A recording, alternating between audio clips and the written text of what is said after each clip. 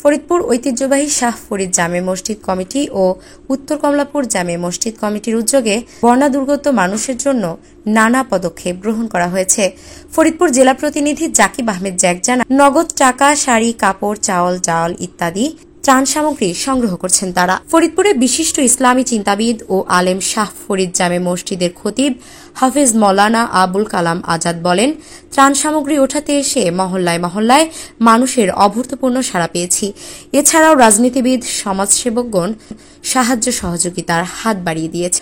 আমরা আগামীকাল ফেনী, নোয়াখালী সহ কয়েকটি বন্যা দুর্গত এলাকায় মানুষের মাঝে নগদ টাকা, শাড়ি, কাপড়, চাউল, ডাউল, ঔষধ, শুকনা খাবার ইত্যাদি ত্রাণ সামগ্রী বিতরণ করব বলেও জানান তিনি। আমরা ফরিদপুরে শাহ ফরিদ মসজিদ, কমলাপুর মসজিদ এবং এলাকার সমস্ত মুসল্লি ভাইদেরকে নিয়ে আমরা এলাকায় চাল, ডাল, কাপড় চোপড়, নগদ টাকা এই সমস্ত কিছু আমরা আদায় করতেছি। আলহামদুলিল্লাহ আমরা অভূতপূর্ব এক সাড়া পেয়েছি। জাতীয় পর্যায়ে অনেক নেতৃবর্গ আমাদেরকে ফোন দিয়ে উৎসাহিত করেছেন এবং আর্থিকভাবে সহযোগিতা দিচ্ছেন।